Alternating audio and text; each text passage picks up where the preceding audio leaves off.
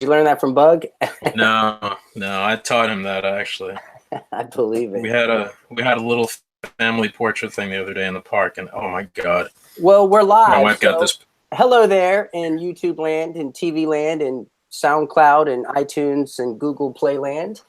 Welcome to the 6th Round Retro, where the date, February 16th, 2008, the event, EliteXC Street Certified. Main event, Kimbo Slice taking on Tank Abbott. The venue is the Bank United Center in Miami, Florida.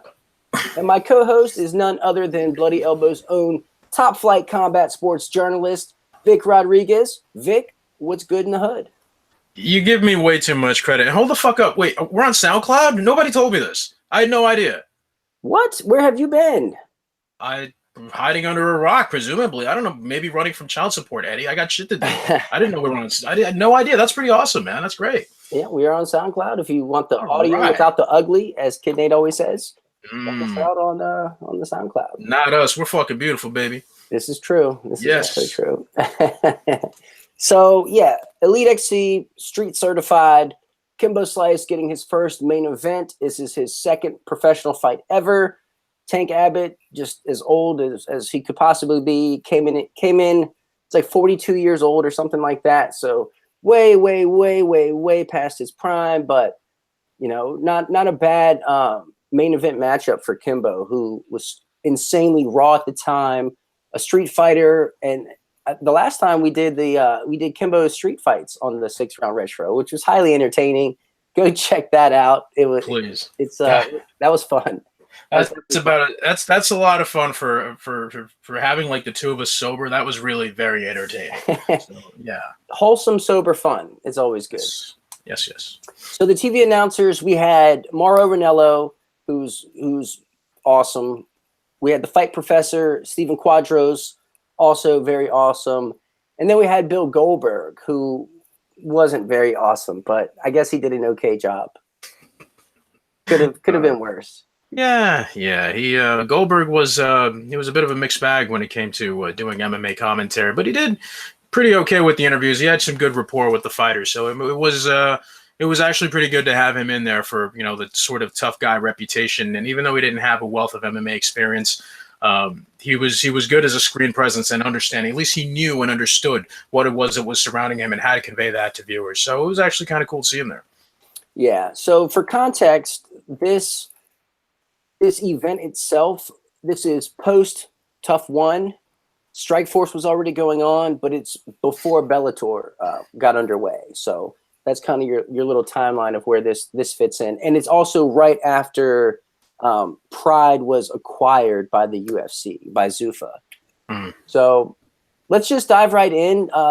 There's a lot of names you're going to recognize on this card, and there's also a couple you're not going to. So we're going to kind of just pass over the unrecognizable names, starting with Moyses Gabon versus Gurkha Helvati. And I know I'm saying that insanely wrong. Yes, you are. That's okay. Gavin got the TKO win by Dr. Stoppage at 2:32 of round one. This fight was a catchweight at 210 pounds. Not really much to talk about outside of Gabon. He lost his following fight in M1, and then after that, he fought John Jones and got destroyed on a New Jersey regional card. So that's about the only tidbit of fun is Gabon actually getting the chance to fight John Jones. Hilavati never fought again after this one, probably because no one could say his name. Wow, that's harsh. Right. So after that, Lorenzo Borgomeo defeated Mike Bernhard by submission, triangle choke at 4:11 of round two, a welterweight bout. Borgomeo, he moved to 3-0. He won his next EliteXC bout, went 1-1 Bellator, and finished up his career at 9-5. Bernhardt, same thing. He went on to go 1-1 in Bellator, and he also finished up his career at 9-5. And that's about all the notable tidbits you get out of that one. Wow. All right. After that, Eric Bradley defeated Mikey Gomez by unanimous decision. That's about as exciting as that gets. All right. But now we had Dave Herman, who Mr. Jiu-Jitsu doesn't work on me, Dave Herman. Oh, boy. Mario Rinaldi, who was an NCAA wrestler, by knockout 33 seconds into round 3. I see Vic's toys are going off. Yeah. Let me pull it out. Hang on. There we It go. sounds like extreme fapping going on your side. Wow. It's a cell phone, Eddie. Come on, please. I'd be whipping out sex toys on the internet in front of strangers for free? Man. Not anymore. Not anymore. Anyways, so Dave Herman came in 11-0 with the nickname Pee Wee, so he's undefeated at the time. Rinaldi's 7-2, short and stocky. And basically, Rinaldi spent the entire fight searching for a takedown and got battered for it the entire time. So he doesn't let go of single legs. He just deals with the punishment, holding on for dear life. And basically, that was the moral of the story for the bulk of 2 rounds. And then round 3, more of the same, but Herman actually starts landing some knees and catches a real solid knee and followed by a couple punches to get a standing TKO win. Yeah, the moral of that story was don't try to fucking wrestle Dave Herman. Well, I think there's a couple morals, but yeah, that's definitely one of them. Well, he was very underrated. He was one of those odd cases of a guy who I don't believe he even wrestled in high school. He just walked on in college and started doing really, really well, and eventually, was able to parlay that into a somewhat fruitful MMA career. And he was a very skilled and talented athlete. I don't know how you can continue for 2 rounds of seeing how unsuccessful your takedown attempts are going to be and still expect for that to give you some kind of result. But it's a fight game, man. It's a very cold and unrewarding thing. These things happen. I'm hearing the extreme fapping again in my ear. It's probably I don't know. It's probably all this stuff ricketing the fuck together. I can't help it. I'm sorry. I can't help myself. Okay, so Herman went on to the UFC, winning his first bout and then getting finished 4 straight times. One of them, of course, was when he said jiu-jitsu doesn't work on him when he fought Nogueira, and Nogueira showed him otherwise by armbarring him. So he didn't do too hot in the UFC, but after that, he actually went and won a fight in Titan FC against Caleb Starnes, who we know he was an Ultimate Fighter guy, and I think his most memorable moment was when he fought Nate Corey, and Nate chased him around the cage doing that. Oh God, that was God, Caleb Starnes. A shout out to Nate Corey, by the way. If you don't follow him on Twitter, very, very brilliant dude. I mean, he's also just a really nice guy. So go check him out on them Twitters. He's a good dude. Yeah, and go watch his fight with Nate Corey and be prepared to laugh. Oh yeah, that shit was fucking funny. That was good. All right, so after that, we had Yosmeni Cabezas defeated John Crick by submission, rear naked choke, 58 seconds into round 1. Cabezas went 1-1 in Bellator, and after 6 years away from the sport, he actually got back in the cage and he won a fight just this past April. So, well, not the one we're in, but the April before. So he's technically on a 4-fight winning streak. So go figure. Yeah, he actually, in that period of time, actually, you know what? No, never mind. I'm confusing him with another Florida fighter.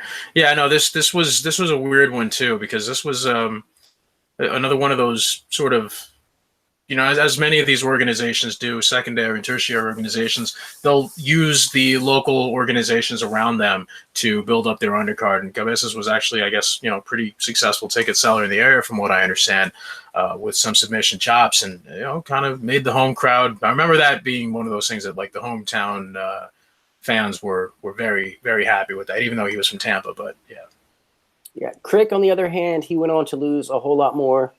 Currently sits at 19-14, with his last fight being a knockout loss to UFC's Eric Anders. This was right before Anders got into the UFC. So a whole lot of losing was going on for Crick. Yeah, you got to call it. A guy like Eric Anders knocks you out and you're long in the tooth, you probably should know that that's a good time to call it a career.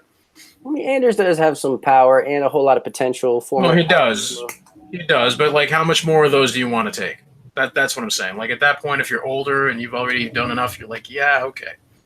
Maybe he'll retire, maybe not. Maybe. No one really cares, I don't think. Oh, wow. Damn. Okay. All right, now on to the featured prelim. which I don't even think it was really a featured prelim, but the fact that Fejao was on the prelims should make it the featured prelim. So Rafael Cavalcante defeats John Doyle by KO, knockout, knee to the body, and then finished off with a ground strike that put him out. 2:17 into the opening round, and this fight was an absolute banger. From start to finish, this was just fun. It didn't last very long, but both guys were just going for it. Fejao came in 4-1, having his lone loss was Marcio Cruz, Petapana, who that was in IFL. We saw Petapana. He's the guy that got knocked out from his back by Andrei Arlovsky when they were both like doing the leg locks and stuff. Yeah, also known affectionately as Sugarfoot. The fapping. Oh, I'm sorry. Okay. What's happening over there? I don't know. It's these cables. It's all this other bullshit. Maybe it's these things. No, yeah. Cruz was also known affectionately as Sugarfoot because he looked like Woody Woodpecker's horse. That's actually true. So that's what Petapana really means. Yeah, no, he's another one of those exceptional, again, a Florida guy who just, went out there and fought some of these dudes, and he probably shouldn't have eaten the damage that he did. But yeah, that's wow, that was pretty brutal from what I remember. Cavalcante was absolutely just he wasn't even in his prime at that point, which is what makes it really interesting to see how he eventually made his way to being Strikeforce champion and then the subsequent decline. But yeah, this was a good. If you've never really seen too many of his fights before and you're able to hunt this one down, do yourself a favor and take the time to do that. Yeah, this was definitely fun.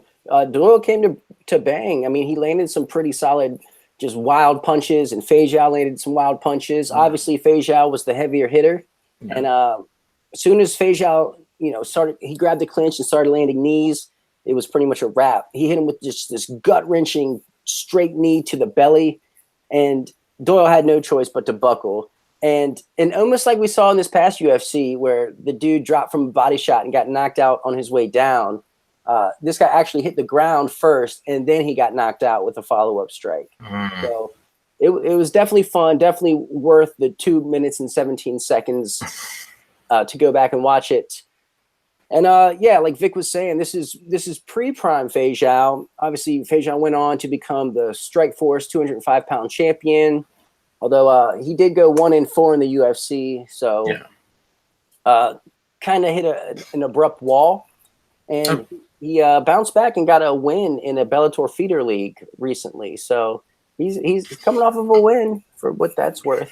Yeah, I guess. Doyle, on the other hand, went on to lose a boatload of fights after that. He went 5-19 after the Fejao fight. So he finished up 11-22 for the career. Yikes. 11-22? That's rough. That's really rough. Okay, so that brings us to our main card, which was really exciting, full of a lot of familiar faces. Starting off, we had Brett Rogers defeated James the Colossus Thompson by knockout at 2 minutes and 24 seconds of round one. Rogers coming in 6-0, prospect at this point. Thompson came in 14-7, looking all young in the face, having already fought a whole bunch over in Pride. And the fight was fun. I mean, Thompson, as soon as the bell rings, boom, Thompson comes running out of the gate, runs right at Rogers, looking for the takedown, gets it, but Rogers popped right back up. Thompson keeps working for the takedown, gets another takedown, but Rogers again just springs right back to his feet. Rogers then lands a knee to the face from the clinch and then throws like a 5-punch flurry, just alternating rights and lefts, and Thompson dropped. So crazy, awesome finishing sequence. This was really good for Rogers. It made him look like the real deal. I'm not saying he wasn't the real deal, but at this point, at being a prospect, it was nice to see him deal with such a veteran, because obviously this was Rogers' most complete, most experienced opponent up until that point. So it was nice to see him get a early knockout win. I thought it was pretty cool. You got to respect the game plan of Thompson coming out looking for the takedown, but he just too slow, wasn't ready for the hands. Yeah. And that's just kind of how Thompson fights, I guess. Yeah. So. Well, the two main takeaways that I have from this is that, what made this compelling to me and from the Rogers perspective was seeing how you have to remember this guy was ridiculed when he fought Fedor because he was still working at Sam's Club. You know, he was in the automotive department changing tires and shit. So this guy had a day job, but he was still looking like, I don't want to say he was looking like $1,000,000. You know, he didn't look like he was going to be championship material, but he was looking like a problem. This guy was very, very fearsome because of his athleticism, because of his ability to just pop back up from takedown attempts. And, you know, when he ended up facing other people that were perhaps more experienced and better suited to ground fights, like Roy Nelson, for example, you know, yeah, clearly he hit a very obvious wall. He had hit his ceiling at that point. But that doesn't mean that there wasn't a lot of promise for him. And it also makes things a lot sadder when you look at where he's at now in life. The only thing you can do is hope that he gets the help necessary because he very, very clearly needs it and is going through some very trying and difficult times now. But the other thing, I can't. He didn't fight Roy Nelson. Roy Rogers? Yeah. Didn't he? Nah. Oh, which fight am I thinking of then? Oh my goodness. Wait a minute. No, double check because I fucked up. Hang on a second here. Yeah, I don't think Roy Nelson ever. Oh, you're right. I'm sorry. No, I'm not. What I think Roy Nelson. No, it was. Oh God, what was it? It wasn't the Arlovsky fight. No, I don't know. There was a fight that I do remember him seeing him in that he started to struggle pretty heavily when he was on his back. But you know, he wasn't really fighting too many high level wrestlers either way. I mean, you know, just really big, burly, strong dudes like a Bongo Humphrey. You might be thinking of Josh Barnett. Yeah, but that was way after. That was in the GP. I remember that. Yeah. Well, yeah. But then again, being pinned didn't help. It wasn't that far removed. No, it wasn't. It wasn't Roy Nelson. That was my mistake. No, the Roy Nelson thing. I don't know what the hell I was thinking. And Barnett was way later. But no, that is very strange that you know, you look at his career arc and how it sort of fizzled out. That's just a bit of a combination of a lot of things. You know, bad booking. You could say being rushed into certain situations that he shouldn't have been. It's and like winning fights that he probably shouldn't have because he knocked out Andre Arlovsky in 22 seconds. Yeah, but fight that set him up to fight Fedor, and he actually was doing pretty good against Fedor before he got nuked by that Fedor right hand.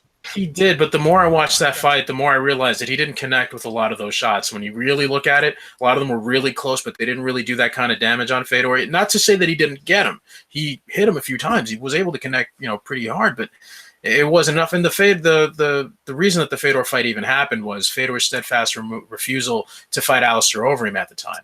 That was another factor here that needs to be considered because Strikeforce – I mean, Fedor would sit out for like a year or so, and then it's renegotiate, and then it's all this other shit. So a lot of that ill will that fans have in terms of him renegotiating his contracts and squeezing promotions for everything they've got, it came to an apex then. And speaking of Overeem, so after Rogers got knocked out by Fedor, he got knocked out by Overeem. Yeah, he suffered a lot of really bad losses after his undefeated streak. Like once he was knocked out for the first time, like his career just went. Yeah, and I think there's something to be said about James Thompson. Because I can't put my finger on whether or not it was this fight specifically, but I think this was at least one of those fights where everything really started to go downhill for him. Like, you know, the effects are still being felt today. I mean, this is a guy who was rumored to have suffered a stroke in a fight in Australia. Like, this is, I really do think that a lot of his health concerns and a lot of the problems he's having just was from a lot of this cumulative damage. I can't prove it. I'm not a doctor. I've never evaluated the guy, but damn, this was an ugly one for Thompson, at least. Beautiful for us as fight fans, but holy shit. That Thompson, he went on. He lost to Kimbo in his next bout. A little controversy there. Then he got choked out by Overeem. But then he puts up a 5-fight winning streak. But then, you know, he was finished in his last 3 bouts, including a submission loss to Philip DeFries in Bellator this past December. Yeah, and he didn't get to fight. He didn't get to fight for KSW at their 42 event, I think it was earlier this year, where he was replaced pretty much on a day's notice because of his medical situation. Yeah, so. And he's always been just this giant freak of nature, just too big for his own good, I think. Yeah. So that was, you know, you got the sad ending for the grim Brett Rogers. You know, he he's battling some demons right now. We'll just say that. Yeah. So thoughts go out to him. I hope he turns everything around. Yeah. All right. So after that, a really, really exciting return to form for Yves Edwards. He defeats James Berto by KO, a modified flying knee, if you will, at 456 of round 1. This fight was a catch weight of 160 pounds. So Yves Edwards, he came in 34-13, an absolute ton of UFC experience against veterans. Berto, he came in 14-4, most notably losing to KJ Nunes, who was pretty hot shit at that time. Yeah. So the fight, Yves came out looking really sharp on the feet, landing nice combinations, mixing up his kicks and his punches. Berto gets a takedown, worked for a guillotine, but ended up giving up top position in the process.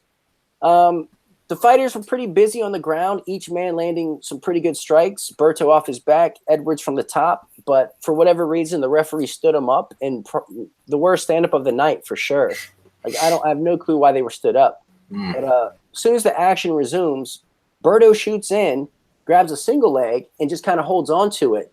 So Edwards posts out with his hands, and then with his leg that he's standing on, he jumps up and knees Berto right in the face. And Berto just falls out, dunzo. Like it was freaking beautiful. It was so beautiful. Yeah, man. And that's a shame too, because Berto looked like he had some real promise. I'm surprised that his career just didn't really seem to expand much more after this era sort of fizzled out too. Should be noted, if that name sounds familiar, yes, he is the brother of Andre Berto, boxing champ, and also the brother of Revelina Berto, who was a Florida area fighter, ended up on the Ultimate Fighter in the tryouts. I mean, she didn't get to actually get into the house, but she was on the initial fights in that inaugural women's season, I want to say. It was the one with Roxanne Modafferi the first time around, I think. Okay, yeah. They were fighting 135. I'm pretty sure it was that season. And, yeah, man, just actually her dad, their father, he fought in one of the original UFCs. I think it was like 13 or 12 or some shit like that. But, yeah, Berto coming from a family of combat sports athletes, you know, it just didn't seem to pan out. You put him in there against a guy who had a mammoth record like that in 2008. I mean, how many people had, 40, 50 fights back then? There wasn't that many, like, maybe Travis Fulton, but like this, it was a very rare and exceptional case where you had a guy Dan Severn, right? Maniacs that fought every other weekend, but then you have someone like right. Well, Yves Edwards was one of those few guys who had been fighting quality opposition consistently. Every now and again, maybe fought a guy who, maybe wasn't the best, but, you have to remember what the conditions were in the world at the time. The UFC's lightweight division, that's a long-ass subject I'm not even going to get into right now. So you go where the money's at, and that's your weight class. Well, that's where you're going to be. And Edwards, man, he just put on another highlight reel-worthy performance there. Yeah, so holy shit, this was super impressive. Yes. Such a dynamic knee. The way he threw it, I thought was so crafty and clever, such a veteran move. And what I find interesting is on the microphone afterwards, Yves gives a shout out to Tyron Woodley. And at that point in time, this was 13 days after Woodley's very first amateur fight. So he's shouting out Tyron Woodley before it was even cool, before Woodley was even a blip on anybody's radar. In fact, he said that Woodley is who told him to throw the knee when he was in that position. So I thought that was pretty cool. That's awesome. Edwards is such a freaking killer, and he's always been. So 16 knockouts and 17 submission wins on his resume. That's so impressive. And one of my most favorite knockouts of all time is when he kicked Josh Thompson in the head. Like, that is no bullshit. One of my favorite knockouts. Like, he had a body lock from the back, and Thompson was like, as soon as he lets me go, I'm going to throw a spinning back fist. So he pushes him away. Thompson throws the back fist. Yves is throwing a jumping head kick at the same time, connected. Oh, man. Hit him with that Holly Holm is what he hit him with. Yeah, it was insane. It was awesome. I love Yves. It was a flying Holly Holm. And he's actually an analyst now for Fox, which I think is great. I love seeing him up there. He is really good. He's gotten over his screen jitters, which is great. And I just wish he'd, maybe if Brendan Schaub had seen some of his older fights, he wouldn't fuck with him as often. Oh, I'm just putting that out there into the universe. Brendan Schaub hating on is he hating on Mr. Eves Edwards? You know what? I'll send you the links later. Those people watching, they probably know what the fuck is going on. It's just Brendan Schaub Brendan Schaub criticizing people. He seemed to have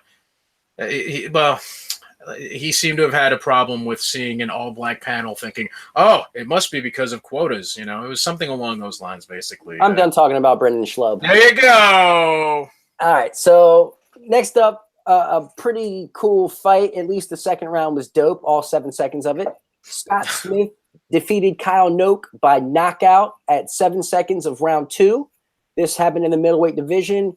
Hands of Steel came in 13-4, already some UFC experience, including that classic moment where Pete Sell had him rocked to the body, and Pete Sell runs in for the kill, and Smith throws just one last Hail Mary punch that knocked Pete Sell out cold, and they both drop.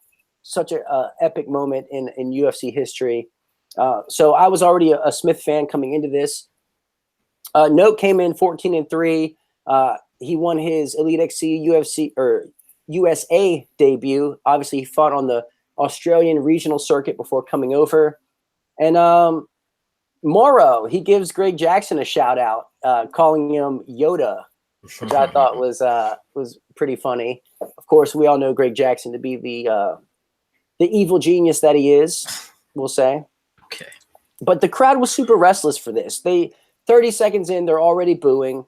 You know, they were there to see Kimbo. They weren't there to see any kind of stalling or anything. They wanted blood.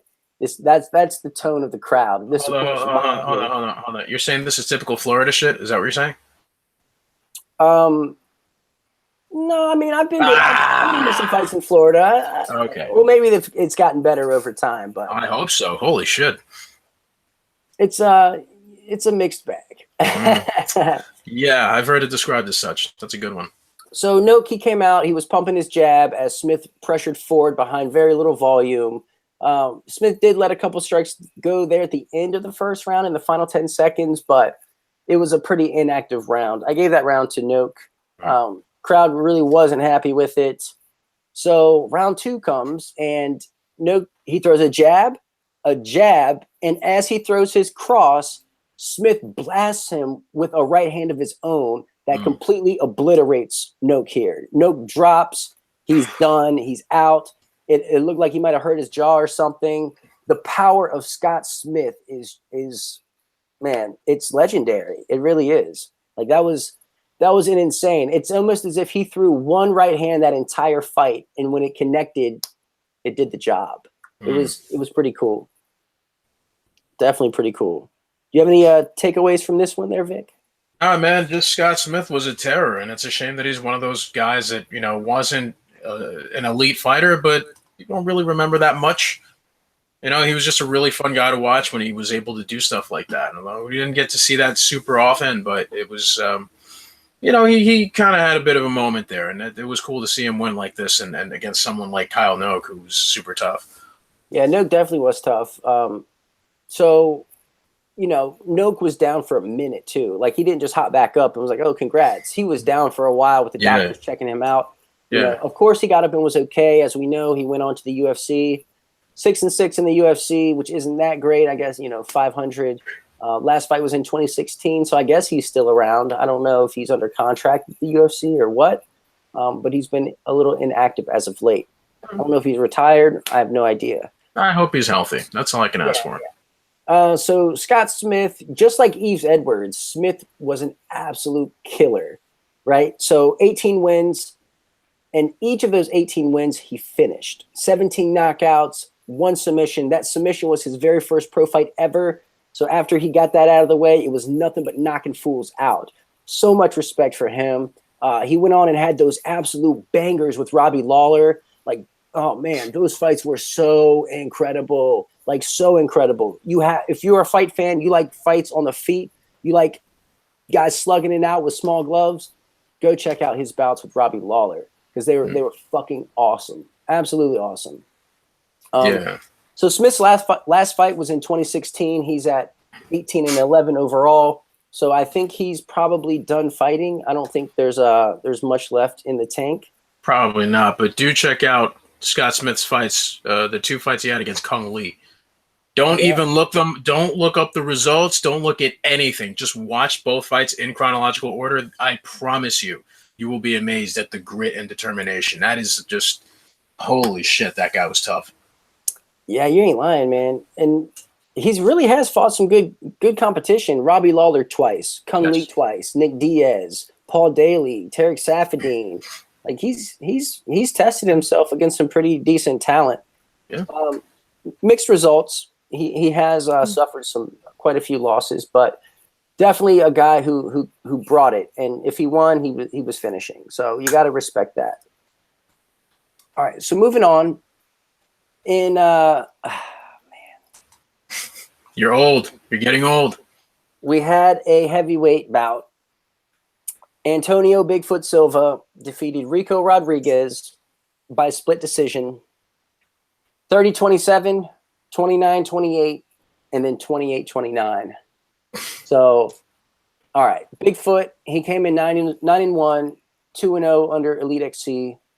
Rico came in 28-7, former UFC champion, wins over Arlovsky, wins over Randy Couture, went over to Pride, didn't do so well, and here he is. All right, so round 1, pretty sloppy on the feet. You have Bigfoot being faster, surprisingly, and landing more shots. 3 minutes in, Rico gets a takedown and keeps it for the rest of the bout, the rest of the 2 minutes. Really landed no damage from the full guard. I'm surprised that wasn't stood up. It's like they stood up the Eves Edwards fight, but when they're like hitting each other, but they didn't stand this up. That was a little bogus in my opinion. So the first round was close. I gave it to Bigfoot, but I can see it going either way just because it was so sloppy. Second round, Rico closes the distance, looking for another sloppy takedown. Bigfoot takes top position and lands some ground and pound, opened up a cut above Rico's eye. The doctor comes in and wipes it off. They start back on the feet, and another sloppy shot from Rico results in Bigfoot getting top control. Obviously, a clear Bigfoot round. Round 3, Bigfoot gets an early takedown, but it's so stale that the crowd starts booing. Ref stands him up. A few jabs land for Rico on the feet. Rico finally closes the distance and gets the takedown. Minimal ground strikes. Crowd booed for the final 10 seconds all the way through. Got to give that round to Rico. Close yet boring fight. Like it's. I hate when fights are so close yet so boring at the same time. I like fights that are close and exciting. Close and boring. I don't think anyone likes a boring fight unless it's a matter of like them being super tactical and it's like, well, I see what they were going for. I'm disappointed, but I get it. Like no one's ever really enthused. Like, man, that fight was boring as shit. Like no one ever has that feeling. So you're kind of, setting a low bar. But I see what you mean, though. It is sloppy. It lacked action. It lacked damage outside of that cut, and it lacked any sort of wow factor. So it was just. It was a stale-ass fight.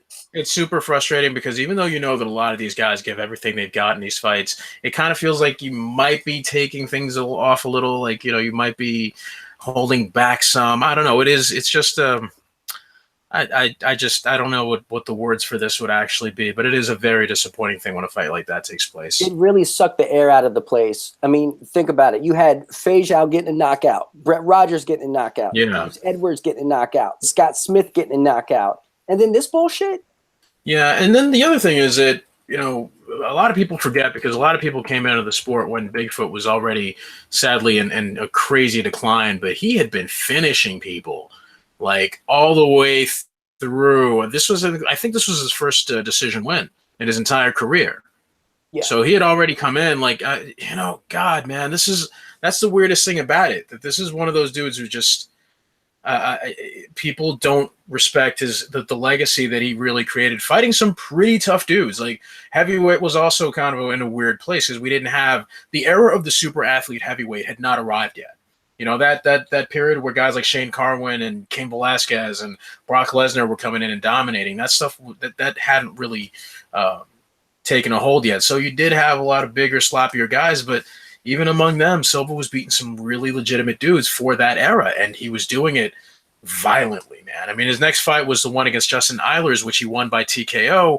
The late Justin Eilers, by the way. Justin Eilers, unfortunately, yes. It's just, this fight actually happened on my birthday, which is even weirder, where he won the EliteXC heavyweight title, and unfortunately, he was stripped of that title because he tested positive for boldenone, which, from what I understand, is also used as a horse steroid. This was back when he still had the pituitary gland, of course, the acromegaly. We all know the condition that has led to his gigantism, and this is when his manager Alex Davis said that back then he literally was lactating at a certain point in his life because of the hormone distortion. About Bigfoot his levels. Yeah, dude, no, for real. His according to Alex Davis, I have no reason to believe that Alex Davis is a liar. So I'm gonna actually believe him because I know that these things can happen. But yeah, I just don't want to think about Bigfoot. Hey man, you don't want to think it. You don't want to think of him picking up Mighty Mouse and nursing him. Wouldn't that be the cutest thing ever? Wrong. Like, yeah. I'm not co-signing on that, Vic. You're on That's dope. Oh my god, like Henry Cejudo with that giant mop of hair. That'd be so cute. I'd pay for that. But anyway, no, there are sites for that I do pay for. But yeah, it is a shame that this is another one of those major setbacks in his career, because even with a win, look at what it meant. And then you have to go back and wonder, well, what about the rest of his wins? Were they clean? Were they legitimate? This was not ultimately the last time that he would have a problem with performance enhancement drugs. We all remember notably the second Mark Hunt fight. Or was it the first one? I'm sorry. It was the first Mark Hunt fight. Yes. First one, yeah. And that was a shame. Just another stellar, one of the greatest heavyweight fights that one of the most dynamic and exciting ones we've seen. And, it gets tainted with that. So, and Silva probably should have retired, but he's out there in Russia taking, punches to the head now and getting paid six figures for it. So, yeah, but I mean, he did go on to do some good things. He beat Arlovsky. He beat Fedor. Yes. Which is, not many people can say they beat Fedor Emelianenko. So he was one of the first. Yes.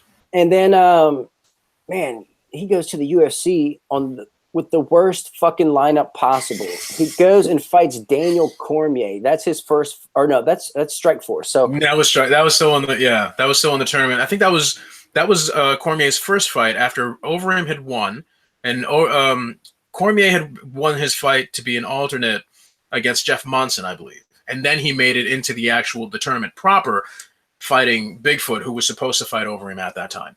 So Bigfoot gets destroyed. Fuck. Right? In 3 minutes and 56 seconds by DC. Yeah. Strikeforce is acquired by Zuffa. Seems to be a common theme here. But anyway. Yeah. By the way, all this EliteXC Street Certified card can be found on UFC Fight Pass. Yes. I feel like that's a good time to throw that out there. Yeah, we should kind of do that because we're going to kind of go to that when we're done here. But yeah. All right. So Bigfoot loses to DC 3 minutes and 56 seconds. His next fight is in the UFC. He fights Cain Velasquez and gets destroyed in 3 minutes and 36 seconds. Like what a I wouldn't wish that 1-2 on anybody. Like you fight DC and then Cain Velasquez in his prime. That's bullshit. It's like, look, we'll just throw you to the AKA guys. We got Sean Bunch coming out here. He's 4 foot nothing. Hey, you come in here and fight this guy. Like it's just. But again, when you build the kind of resume that he built, you can't throw softballs at the guy. They're gonna throw him in there against super athletic guys, and they figure he's big and strong and he can pack a punch. Let's see what happens. And that's the sport, man. I mean, you're gonna get thrown in against some super tough wrestlers that can bang. It's just a matter of countering it. And unfortunately, he wasn't able to do so. He lacked the athleticism. He was getting a little older. He was getting a little slower. Just what it is. It's pretty sad. So he's won one of his last 9 fights. Oh, fuck me, Ronnie. Fighting. Jesus. So it's pretty sad. And what's also sad is Rico Rodriguez, who he's been on this world regional circuit tour. Yeah, accruing a bunch of losses, but did just he actually won this past January, and now he is scheduled to fight former UFC fighter Alex Nicholson on that Cam Soda event. That's going down this Thursday in Fort Lauderdale, maybe somewhere in Florida. Somewhere. You can only get away with shit like this in Florida. But hey, look at it this way: we'll be watching for the research. I won't be watching. I Oh, will. I'll be you know at what? the karate combat event down in Miami. That So actually does sound pretty cool. So I'm not gonna make a joke about that. That's I'm gonna good. be able to. Had Yeah. I not been at that, though, you better believe I'd be tuning in to Tank Data that's strictly for that fight. that's right, baby. That's the Eddie I know and love. Fuck yes. All right. So on that note, we're gonna go ahead and bring up UFC Fight Pass, and we're gonna watch Kimbo Slice versus Tank Abbott. Yeah. So I'll give you the results real quick as you're pulling it up. Kimbo Slice, also known as Kevin Ferguson, defeats Tank Abbott, also known as David Abbott, by knockout at 43 seconds into round 1. This, of course, being in the heavyweight division. So if you go type this into Fight Pass, Kimbo Slice versus Tank Abbott, EliteXC, Street Certified, and bring up the fight itself, not the entire event. You don't have to use the verses for it's quicker. Actually, I've realized that there's a lot less muddle from Fight Pass if you don't throw that in. Just throw in the names, Kimbo Tank. That'll do. That'll take you right to the fight. There you go. And if you, on the little scroll bar, if you fast forward 741. to 741 on the scroll, which will show as 920 down below, 920/1711. Yeah. And so quick little backstory. Kimbo comes in 1-0 after he lost his street fight to Sean Gannon. Gannon went on to the UFC. Kimbo fought a journeyman, Bo Cantrell. Yeah. Knocked him out in 19 seconds, so it was no kind of test. No one knew anything else about Kimbo. It really did nothing. So this was his first main event, and fighting his first name, I think it was a pretty good opponent for him at the time. Bas Rutten went ahead and brought Kimbo under his wing, so he actually walked out with Kimbo at the time, which is cool. Bas Rutten, by the way, commentating the Karate Combat event going down this Thursday. Yeah, there you go. So Rutten tying everything together, of course. Of course. And this fight was in Miami, just as the fight Rutten's commentating will be in Miami. Yes. All right, so Tank 9-13 at 42 years of age. 2 stints in the UFC. He had that 1 loss in Pride. He had a loss in Strikeforce, and he had a loss in Cage Rage. So definitely super past his prime, but taking on someone who was just considered a street fighter and really wasn't expected to go very far at all in the sport. To be fair, and I'm sorry to interrupt, but Tank was also really known as a street fighter. I mean, in the face-to-face, the toe-to-toe thing they had them both listed as street brawler or something like that. So, That's fair. Yeah. Tank really did personify that street attitude. Like, he was one of the first to really talk trash, to just be really disrespectful, we'll say. Tank was the pioneer in that department. Okay, so I guess we can go ahead and hit play. You ready to hit play? I'm ready. Let's go. 3, 2, 1. Bango. And we've got Tank Abbott pacing around with his wonderful goatee. It's like a mullet for his face. I love it. And we got Kimbo walking around very not very animated, let's say, just taking it all nice and calm, very Mike Tyson-esque. That's fair. That's very fair. Yeah. I like how he did this thing with his chest. You got like a crescent moon. No, it's a half a harrow. No, but I don't see anything on his midsection there. It's a half harrow. I guess. Brian Emberson or Brian Ebersol. Yeah, the White Anderson Silva, as he called himself. Oh, fuck no. Yeah, that was his nickname, dude. You ever see that fight with him and Hector Lombard? It's pretty wild. You might want to check that out. Oh, Jesus. What is on his chest? Is that a spider tattoo? What the fuck is it? Wow, the crowd is rabid. A lot of Kimbo signs, of course. Kick-ass Kimbo signs. They probably gave him out in the at the entrance to the arena. They packed the place. I mean, oh, yeah. I mean, everybody. Kimbo had a huge following. And that's the thing is you have all these people came to watch Kimbo do his thing. Like he was like he organically went viral before going viral was even a thing. You know? Yeah. Well, I'm looking at the referee got the little pen mic, the pen camera behind his ear. Is interesting, as they didn't really use that very often. It just some of the refs would wear it, but you don't really see too much footage from it, except for that one Pride was crazy. really big on that. Yeah, Pride was they had the fucking GoPro on the thing, or they'd hide it in the guy's bow tie. I thought they had the glasses. Yeah, the glasses too. Yeah, I remember that. Wow, Abbott looks fatter than I remember. Whoa. Yeah, he's gonna get bowling shoe ugly, as JR would say. Referee signaling, ready to go, and there they go. Jabs. Oof. Instant takedown attempt from Tank. You can't even blame him. No. Smart game plan. Yeah, but I think right there he's realizing that Kimbo's stronger than he might have initially thought. Eats a left hook. Eats an uppercut. Down. Tank is down. Tank is down. Hands to the head. Goodbye. The ref pushes him off. No, it's a foul. He punched in the back of the head? In the back of the head, yep. Oh, I'm watching without sound. I'm sorry. Yeah, now I see it. Now he's lecturing him. All right, what do we think about that breakup there? The stoppage there with the interruption? Very Brock Lesnar, Frank Mir-ish. That's a little suspect, but it's Florida, so. Oh, just as they start the fight, they have to stop it again because Kimbo doesn't have his mouthpiece. So it's like. Oh, I remember this part. Watch this. Kimbo this is great. They give it back. He throws it. Yeah, now what, bitch? Get fuck off me, ref. Back to their respective corners. The ref has felt enough disrespect. There we go. More jabs. Kimbo under with the right hand. Bobs and weaves. Eats one shot. Oh, so does Tank. He's on the ground looking for the quarter. He dropped. They get back up. Boom. Kimbo hits him with another right hand. Drops him 3 times. Tank Abbott flat. Oh, my God. Flat on his face. Face plant. Streak of blood. There's Boss with the Reality King shirt. He was training him at the time. I don't remember if it was this fight or the Ray Mercer fight where Boss just knew immediately after the fight was over, I can't train this guy anymore. Yeah. It was this or after the Seth Petrozelli. I think it was after this one. I think it was after this one that he was just not very happy with Kimbo not following direction very well or just seemingly wanting to do his own thing. And I hope I'm right about that because I don't want to misconstrue what happened with either party.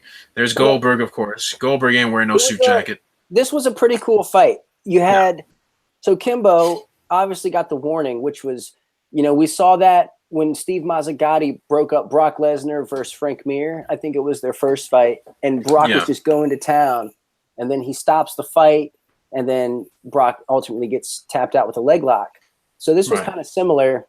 There was a good period of time after that before the submission, whereas in this case it was like he stops him from actively striking. I don't know how many times he warned him because again I didn't have the sound on for the purposes of what we're doing here. But it was just one time. He stopped it. Yeah, as soon as it happened, he just stopped it. You break up the action to issue a warning like that. I don't know how that's. I'm okay with it. It's better than taking a point. But you commit a foul, the referee's on top of it.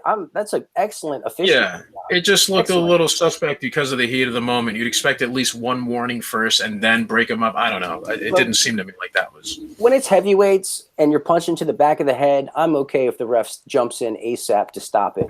Yeah, they're flyweights. Okay, you can do it. No, it doesn't matter. Irrespective of weight class. Now, I've actually come around. You're right. Maybe that was warranted at that point. It just seems a little weird. It was excellent officiating. I think the ref did a great job staying in control. Yeah. Even when Kimbo was trying to come forward, the ref was like, "No, you need to get back. You need to get back. You need to get back."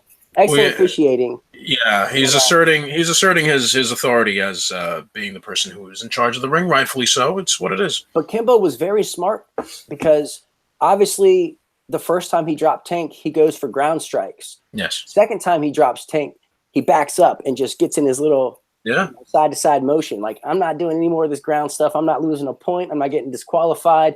Get up so I can knock you right back down. Why carry them when they can walk? If he can get up, then he can get these hands again. And that's exactly what happened. And when he dropped them that third time, we just weeble-wobble, that slow drop. That's the weirdest thing, too. How does he fall slower that third time around? Like gravity somehow decided to forget its own rules for a second. That's the thing about Tank, though. Like, remember when he fought Vitor Belfort? Oh, God. Yeah, he felt funny. Yeah. I shouldn't be laughing at this man who's very clearly brain damaged and resorted to wearing a Davy Crockett-style raccoon on his head, trying to convince people that it was his real fucking hair in recent years. But, hey, here we are. And he got his rematch against Scott Ferozzo, so there's that. Yeah, that face plant was definitely tough to watch. Mm. Tank, he had 2 more fights in him. He went 1-1 for calling it a career. Outside, he also had that backyard fight rematch with Scott Ferozzo, which Yeah. was tough to watch if you want to count that madness as a fight. Oh, yeah. Kimbo, though, he went on to beat James Thompson in that controversial bout. And then, He beat James Thompson. Whatever. I mean, it was controversial. A good fight, though. And then he got knocked out by Seth Petrozelli at EliteXC Heat on CBS network television, sinking the EliteXC promotion. From there, got on the Ultimate Fighter. Actually went 1-1 in the UFC before going over to Bellator, knocking out Ken Shamrock, who Shamrock was supposed to fight on that EliteXC Heat card. Seth Petrozelli stepped in. And so he got his vengeance on Shamrock. And then that absolute abysmal mockery of a fight that was Kimbo versus Dada 5000. The Shamrock fight wasn't good either, Eddie. What the fuck are we doing? Come on. It was more of a fight than the Dada 5000. I mean, what a low bar we have to set for that to happen. If you were forced to watch Kimbo Shamrock or Kimbo Dada, which one are you picking? Shamrock. Oh, okay. Exactly. Well, here, listen. You can either strangle this kitten or you can eat this cement bag full of dog shit. Like it's the you know, like neither one is awesome. You know, like I don't like either of those things. They're both quite terrible, just in different ways. And of course, the Dada fight should have never been made to begin with. Dada was way worse. It was way worse of a as a viewing experience. Yeah, well, I mean, that was an actual sham because he wasn't really an MMA fighter, whereas Shamrock was just old and tried to muscle that choke. Poor Shamrock.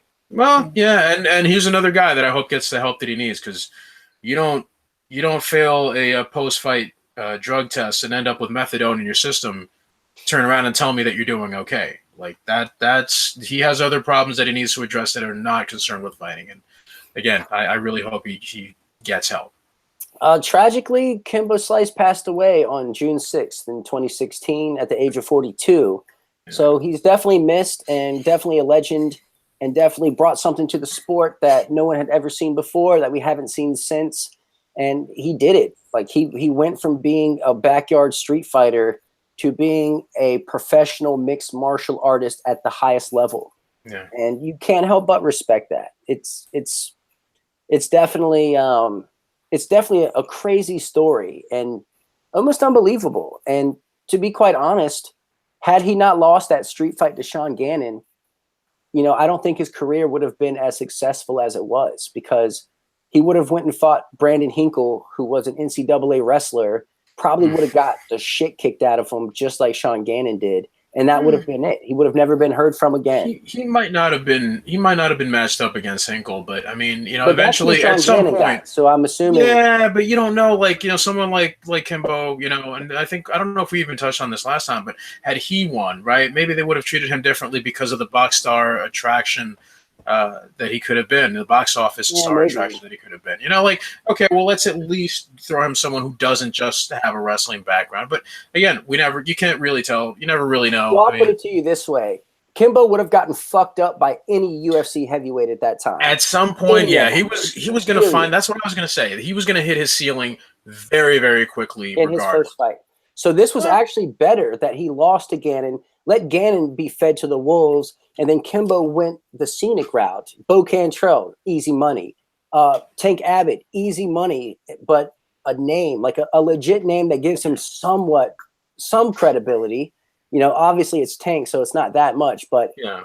But it did more for his career than going over to the UFC and getting waxed would have done. You didn't need for it to be like a major name either. You didn't have to beat former champions for things to be relevant or important, because at the point that Kimbo got, it's a different kind of fame. It's like trying to compare the fame of someone like Ray Charles and someone like Jennifer Lopez, right? One of them is you know, more of a show and more of like all these other things that have to do with what you look like and how you can deliver that sort of quick hit to the brain, whereas the other one is building a reputation based on a body of work and excellence in their field. So, you know, it is what it is, man. This is just Kimbo was not the best fighter, and that's one of the best things about him, is that he knew he wasn't, and he was very open about it, and his desire to expand and do better. And You know, You it's know what? just, Earlier, you might have been thinking about Kimbo versus Roy Nelson on the Ultimate Fighter. I might have been. I don't know what that shit. I haven't eaten since yesterday. I don't know what the fuck I'm doing. All So right, yeah, I guess. So let's recap. We saw Dave Herman get a win, which we're not used to seeing. We saw classic Fei Zhao in a showcase fight being absolutely brutal. We saw Brett Rogers when he was still a hopeful prospect knock out James Thompson, which was cool. Eves Edwards, we saw him reappearing in top form, scoring an awesome highlight reel knockout. And speaking on Tyron Woodley, before Tyron Woodley was even a name or any blip on anyone's radar, we had Hands of Stone, Scott Smith doing what he does. He knocked out Kyle Note cold in a beautiful fight. We saw Bigfoot before he was KO'd all those times, which there's that. And we saw Kimbo Slice closing the show by making Tank do a face plant. So sending them home happy. all in all, I think it was a very fun card. A lot of familiar names, a lot of finishes. Definitely worth the watch. Of course, like we said, you can find it all on Fight Pass. Some of the prelims I don't believe are on there, but all the fights you need to see are definitely on there. Yeah. So I guess that is our show. Thank you guys for tuning in. Vic, thank you so much for joining me. My pleasure. The next time you see us, we will be doing UFC 43 Meltdown from June of 2003. Chuck and Randy won. Savage, Vitor Belfort, Tank Abbott's on the card. Illegal Foot Stomps are on the card. Someone knocked themselves out on the card. Yeah. So definitely tune into that. In the meantime, you can follow Vic on Twitter at Vic M. Rodriguez. You can follow me on Twitter at The Eddie Mercado. You can read us both over at bloodyelbow.com. And if you like the show, do us a favor and smash the like button. It's the thumbs up down below. Really helps us out. In the comments section, tell us about your early MMA moments and your favorite old school MMA events and whatnot. Subscribe to MMA Nation on YouTube, on iTunes, SoundCloud. We might be on Google Play. I'm not sure. Thursday, I think Vic and I will be joining Zane Simon for the Bellator 198 vivisection. That's Fedor versus Frank Mir. Yeah. And also on Thursday, I'll be down in Miami, Florida, covering the new Karate Combat League. They're hosting their inaugural event. So if you're around South Beach, come say hello. And as always, don't be weird. Vic, did we miss anything? No, I think we covered everything so far. So, and just if you do see Eddie in Miami, be very weird. Be extra weird. Be extra weird. Yes. All right. Well, thank you guys for tuning in. We will see you next time. Now go be a good person.